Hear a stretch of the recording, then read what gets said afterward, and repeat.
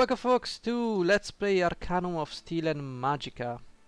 I've tried to play this game but I didn't feel like playing it at that time, so I'm gonna go ahead and play it today. This is basically the steampunk version of Fallout. It's basically literally Fallout in a steampunk setting. Let's go ahead and create a new character. We can pick from a slew of characters. These are pre-gen characters. Each one of them is an archetype. So we have the mage, the chemist, we have the fighter, the smith, and the diplomat, and whatever else. They're good characters, to be honest. You can play through the game with them, no problem. Okay, pretty much good characters, but we want to create a new character because it's fun. It's more fun that way. Okay, choose a name, Donovan, because I have a very little fantasy for names, so that's gonna be it. Now this is the most important thing you can do in this game, your background. This is very important. Now there are many builds and you can basically win the game even by gimping yourself, because this is an old game. This is like similar to Fallout. Now I will be playing a technological character because honestly it's a steampunk game. Why would you play a mage in a steampunk game? I mean, the mage is very powerful. Actually, I think it's overpowered because it can destroy everything and anything. But it kinda loses on things. I mean, no. So, I'm gonna go ahead and tell you right now. What is this? You have reanimated, you get a lot of shit? Ah, good. Use dumb dialogue options. Only child, +6 willpower, but your temperament much leaves to be desired, resulting penalties to your charisma and your persuasion and ego skills. This is a good background for a mage because of the willpower stat. However, we're gonna be playing with Miracle Operation. Now this is a somewhat controversial background, and it makes you really weak at the start. Though born to a wealthy family as a young child, you mysteriously lost your sight. It was discovered that you had contracted a degenerative and always fatal disease. As a child, your early development favored indoor activities and development befitting the wealthiest of society. You gain bonus to intelligence, which we need, and charisma, which we need. Your senses of touch, hearing, and smell increased to compensate for your blindness, resulting in a bonus to perception +5. Which we desperately need. However, you suffer physically, leading to penalties in strength, which we somewhat need because it's a minimum strength requirement for certain guns. Dexterity -3, which we will need for more action points, and Constitution -5, which we really don't need, but we will put some points in it because I have a plan. As a young adult, your parents, out of desperation, paid for the services of a renowned, if unorthodox, physician, who miraculously restored your sight. The operation cost your family its fortune, so you set out to make your own. So indeed, this is a very harsh background, and it leans heavily towards technical aptitude. We're gonna go ahead and pick that. As you can see, as a result of that, carry weight is not great. My speed is subpar. We will probably be able to land one hit and that's it. Our AC adjustment is horrible. Damage bonus from physical attack is useless, and we don't care, honestly. Now, fatigue, which is your stamina, which is used for extra attacks, spells, and whatnot, is 20, which is abysmal. My health is 24 due to the reduced strength. It will start with 30. So, what do we need to do? Now, every 4 points of charisma you get a follower. So if I do that, I can get 3 followers now. Very convenient, but we don't need it at the start. Like I said, this is a late bloomer. No, late boomer. Whatever. This is a late build, okay? You see your results later. Now, intelligence we need for skills. Now, granted, you can get a potion of intelligence from a gypsy, and you can fix the intelligence issue. I'm not sure I want to do that, because it's the inconvenience of that is that you have to do everything while the potion is active. So that means learning the recipe, crafting the recipe, and I don't know, feels like a bit cheating. I don't want to min-max like that. Pretty fair to do though. So what we need to do is, first of all, completely ignore everything here. Go for Agility of Fire. This is my plan, because in the beginning I will be an utterly useless git. So it seems only logical for me to rely on my companions in the early game. So with our current fatigue and regen, we can only afford one cast of Agility of Fire. We cannot sustain two of them now. So Agility of Fire raises your dexterity, your speed, which is great because your companions will now be more resilient to damage and will, because they dodge more, and they will attack more. Not your companion, but the one you cast the spell on. So this is a good spell. Alternatively, you can get Strength of Earth, which is also a good spell. You can cast this on some of your companions. They will deal amazing amounts of damage. But these things are just no. Okay, this is not. This is the most powerful spell in the game. Then we have some other spells, but given that the fact that we are a technological build, let's just say our spells are going to suck. Okay. Now hasten is a very good spell. It doubles the target creature's speed, which is your action points basically, which is amazing. But it requires willpower. We need like what, 12 willpower. We'll see. For now, I will say Agility of Fire is a mandatory stat. Okay. So let's just go with that. Good. Now we need some constitution. Now can I see my fatigue recovery? I don't think constitution.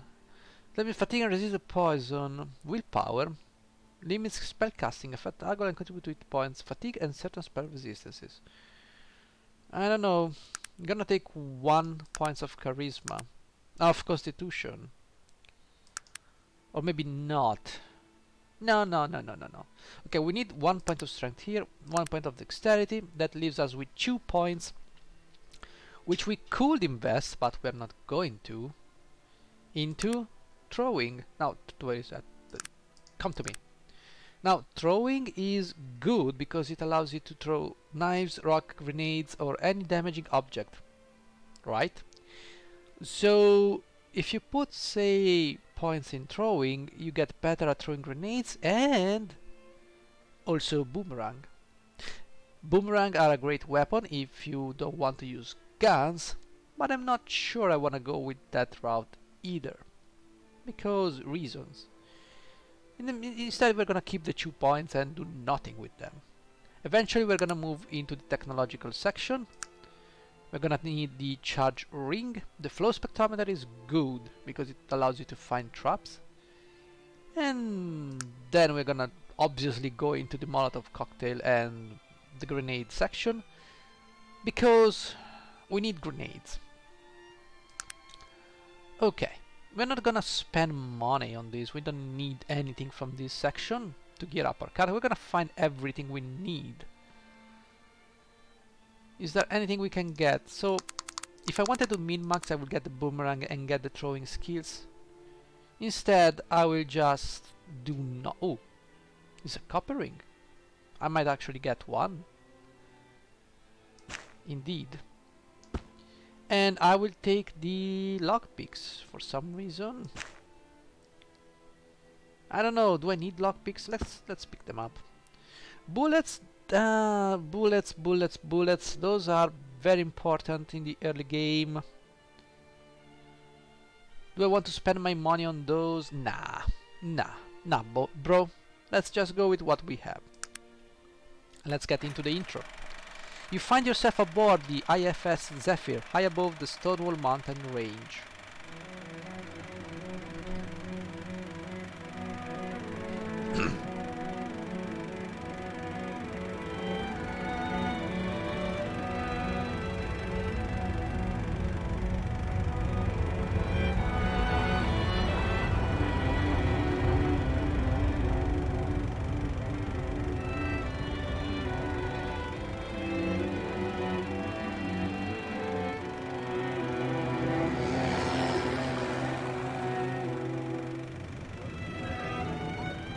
So all these people you see here are the pre-gen characters.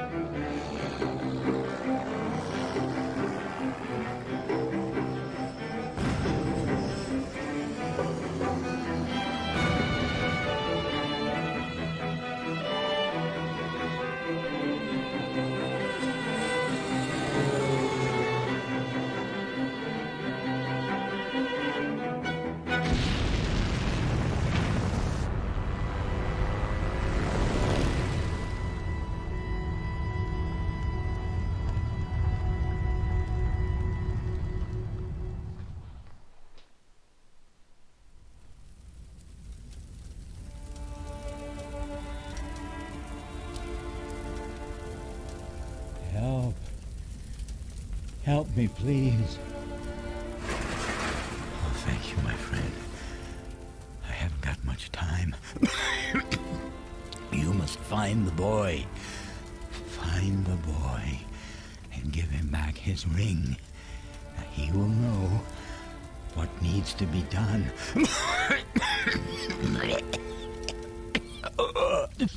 Now listen to me. We had to do it. He did unspeakable things to us. We had no choice but to do as he said. And there are so few of us left, but the work is almost finished. And then the evil, oh, you can't imagine. He's coming back to destroy everything and everyone. Now, please, just find the boy. Tell him that I escaped. I came back to warn. He will know what to do. You, my friend, it's all up to you.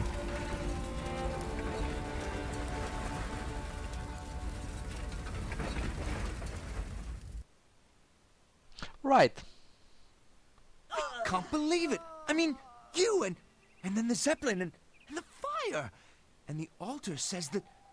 Do you have any idea what all of this means? Okay, so let's recap. We got shot down by a couple of bandits, I suppose? We don't know.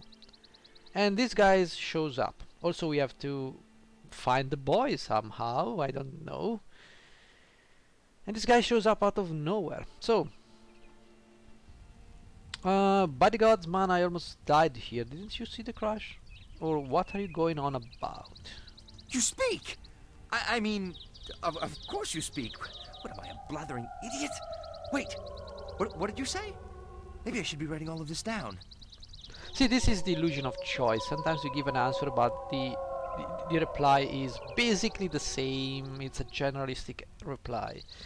What the bloody hell are you talking about? Out with it, man. I'd like to help you out here, but I'm a bit confused. I am at a loss here. I don't quite know what to do. I mean, you are the... Oh, of course you are. I mean, you do know who you are, right? Of course you do. What sort of brainless, half-baked question is that for what do you call yourself? Am I being unclear? Your babbling is incomprehensible. That's a little bit aggressive. Please, sir, slow down and tell me what it is that you're saying. Please, forgive me. I'm making a bloody mess of this whole affair. My name is Virgil, sir, and I'm new to the Panari religion. Your religion, and I... Oh, wait! I, hereby dedicate... commit my life to the living one. I, Virgil, am at your service, sir.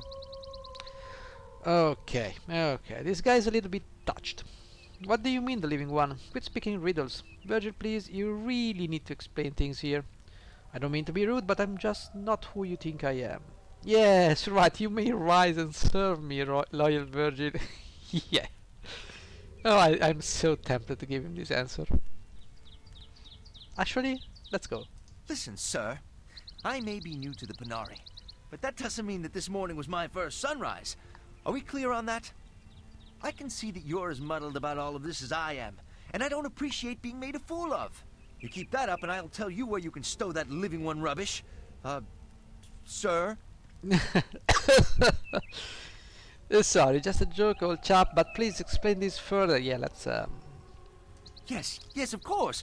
You see, you're him. I mean, the reincarnation of, what's his name? I can never remember.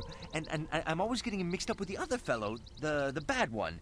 You, well, you know how all of those old elven names sound the same. I really recommend you guys to play this game with a stupid character, like the Idiot Savant. Great starting stats, but boy do you speak like an idiot, and that's so good dialogues. Oh my god. Anyway, I don't think I'm quite getting the gist of it, old boy. Yes, right. Just give me a moment here. You see, the Panari, that's the religion that was formed around the things that he said. I mean, that you said. Oh, forget it. Let's start at the beginning. Or this beginning, since there is a lot more that came before this. You are the reincarnation of a powerful elf who the Panari worship, and whose name is, Yes? Right. Yes, the name. Wait. I remember something. It is written in the scriptures. The living one will live again on wings of fire. No, wait. I think it says, reborn on wings of fire. Oh, blood and ashes. Why do elves always have to be so damn cryptic? Do the scriptures speak of a dying gnome and a ring? I don't know about the ring, but this business about the evil one returning. As I've said, I don't know a whole lot about the Panari prophecies, but I think you were supposed to return and fight someone evil. Bloody hell, I should know more of this. Also, isn't it fun that this guy name is Virgil and he's going to aid you like in Dante's comedy or whatever, you know? So I'm meant to be saying that's ludicrous and make it the rule not to speak with religious fanatics. Good day. Oh boy, this has. Oh my goodness, the dialogue in this game is so great. If this is confusing to you, imagine how I must feel. I would like to clear up your confusion, but I am new to the Panari religion myself. I must bring you to meet my mentor, Elder Joachim. He can answer your questions. He is in Shrouded Hills, a town at the base of these mountains. Who is this Joachim fellow? Joachim, Sorry. gave me a hand when I needed it. Showed me the truth of the Panari and its beliefs. He's a very wise man, and will know what needs to be done. Well, let's go and talk to this guy. The path out of here leading down to Shrouded Hills is down to the southeast. We'll stop by the Panari Shrine on the way out. See if it makes any of this any more clear. We should look for any other survivors before we leave, though. What do you think? No, I couldn't care less about these unlucky buggers. Let's go. No, let's look for guys. Let's look for people. Okay, we got 2 items here. This passport is for a man named Preston Radcliffe. So we know the name of this guy. Or maybe not. Matchbook from the Roseboro Inn. Okay, this is... Can we use it? No. And then we have an old ring. The initial G and B are set in relief upon its face, and the words P. Sculler and Sons are inscribed on the inside of the band. So we have some clues we can begin to add to our clue book. Let's see, Virgil. What is it that you want of me? Let me see. No, I would like. No. What? How do I check the stats? Character sheet. So Virgil is our first follower. He's gonna be an adept to magic. He has dodge and melee. He's got nothing else, I believe. Heal. And he's got 2 spells here. He's got minor healing. He's gonna go down this 3. And that's about it. He's a healer. But early on you can use him as a fighter. Now let's go and explore the crash site. So let's see. Let's pick up this thing. Metal plates. There is filament here. And by the way, these are all ingredients. Some of them we will use. Also, why don't we start by giving the agility of fire on Virgil, please? Okay, we have no combat abilities, so we are kinda useless in combat. But as you can... LOL. Oh yeah. Take that, you dumb thing. Oh no, he's dead. Okay. So we're gonna give that to Virgil, the agility of fire, because now Virgil can make 2 attacks instead of 1. Isn't that great? He's going to be tanking and he's going to be avoiding some nice damage thanks to his AC. So before we move there, let's just... Oh, there's a wolf here. No, do nothing. Okay, can you... We need to be very careful because we can also critical miss, and as you can see... Oh, he's stunned. Good job, Virgil, good job! You could have left him alive. The thing about leaving enemies alive is because the more you hit them, the more experience you make. Could you please come here? No! Run away! Virgil, can you stop critical missing? Thank you very much. Okay, good job. Thank you, Virgil. So as I was saying, you're very weak in the beginning. Nothing, nothing. Oh, we have something here. So all around this area there is nothing. Is that what you're trying to say? Oh, someone is there. Isaac Zapradder. This camera looks damaged from the crash. We need this one. In a thermometer for crafting medicinary things, which we cannot do that until we get our 3rd companion, which is optional. We don't need her, but since we're playing the technology character, we need her because she's good. She's a technology healer, and Virgil is not going to be able to heal us as much,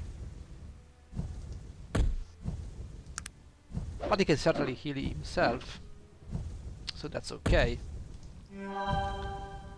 Let us just say that ooh, we found something here.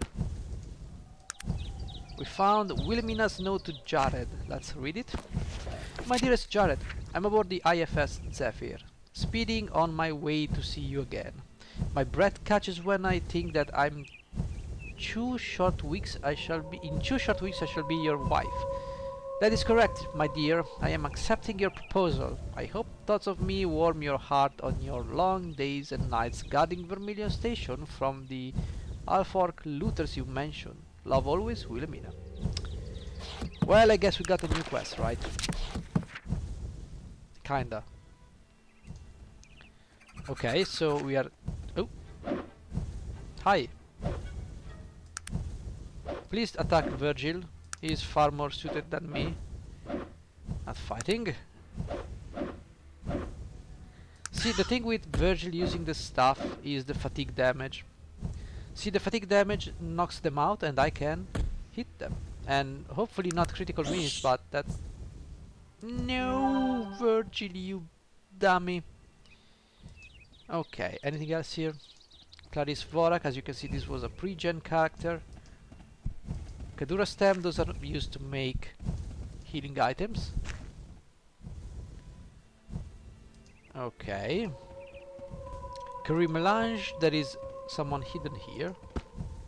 This guy has got gold, I guess, and that's it. Well, what a disappointment. Anything else? No, this was Preston Radcliffe. So, anything else? Good, good, okay. So we've explored the crash site, or the general vicinity of the crash site for that matter. Oh, there's wine. I'd like to take the wine, thank you very much. Who we managed to hit this guy? Oops. Come on, Virgil, knock him out. I said knock him out, not kill the wolf. Whatever. Alright. Who's this guy? Okay, stop. Virgil, take him out. No, I just critical hit. Missed something. Okay. You can play in real time too if you so desire. Okay, Virgil, maybe you should not be so... Okay.